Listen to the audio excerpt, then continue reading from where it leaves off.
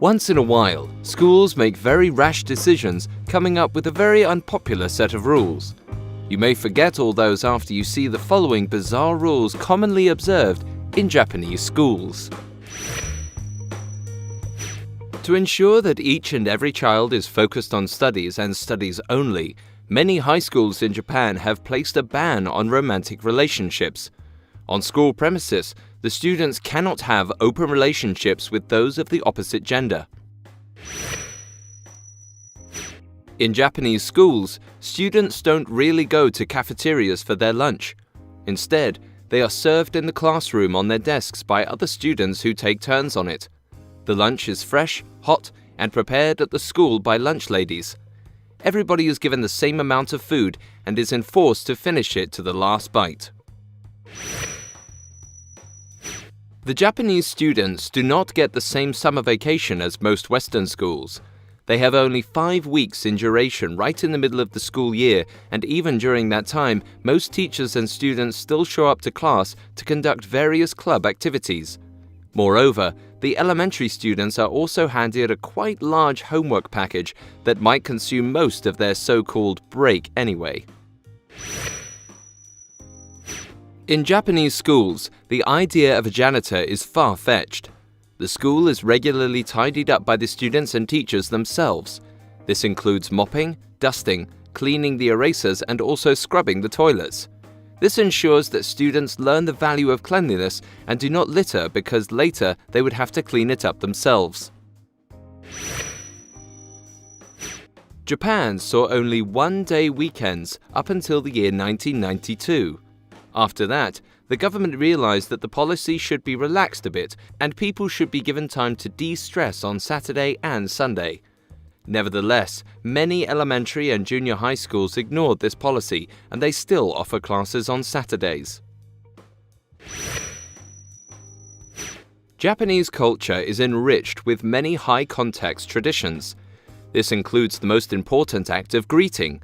Before every class and after every lecture, the students get on their feet, greet the teacher and bow down to them. It is very respectable and necessary for students to greet the teachers because if they don't, the teacher may get offended. During our teenage years, we tend to experiment with a lot of different hairstyles and which one suits our personalities. Little options are left if you are studying in Japanese high schools where hairstyling is forbidden. Girls cannot have bangs longer than their eyebrows, and guys are not allowed to grow their hair below their neck and have to have it trimmed at all times. Normally, Japanese students start to suit up just after junior high. However, some schools still go for the traditional alternative of a uniform. The uniform is a military-style outfit for boys and typical anime-style Japanese schoolgirl skirt and blouse for girls. Moreover, makeup, hairstyling, nail polish, and many other common teenage practices are forbidden. Whenever a new teacher is coming to Japan from some other country to teach, say English language, they are informed that they might get kanchoed. Kancho is when all the kids fasten their hands together, point their fingers, and aim them exactly at the teacher's butthole. This is a popular prank among kindergarten and elementary students. Sasumata is a pole made out of aluminium with 2 curved spikes on each edge. It comes all the way from an ancient samurai weapon. This weapon can be found all over schools in Japan. However, it is just for the purpose of self-defense. Suppose an intruder gets inside the school premises.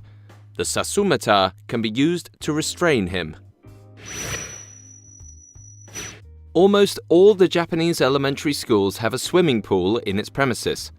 The swimming lessons are included in the curriculum, and it is absolutely crucial for every student to learn to swim certain distances. Those who fail to do so have to attend special summer training programs and are retested to check their progress. While in American schools, one could not imagine leaving 30-plus teenagers in a classroom without supervision, in Japanese schools there is rarely a concept of a substitute teacher.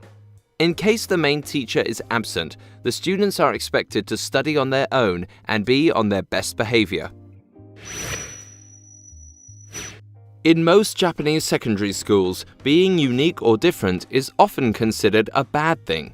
They praise the philosophy that every student is the same, and to ensure this, every student with colored hair goes through the process where a teacher dyes his or her hair black.